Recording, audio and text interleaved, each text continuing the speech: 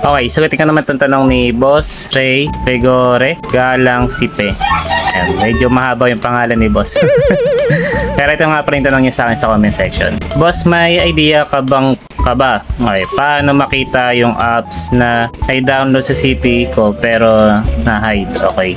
Kung ganito rin po yung problema ninyo mga boss at gusto nyo makita yung na-install dyan sa inyong mga cellphone na application pero hindi nyo makita, ang kailangan nyo lang pong gawin dyan mga boss ay pumunta lang po sa settings ng inyong mga Android phone. At pagkatapos, kung may search bar po doon, hanapin nyo lang po or type nyo lang po doon yung app management.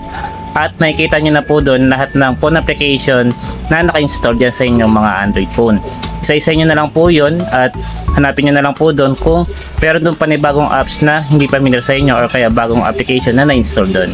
Sa ganun parang mga boss, makikita nyo na po yung na-install or kaya na-hide na phone application dyan sa inyong mga Android phone.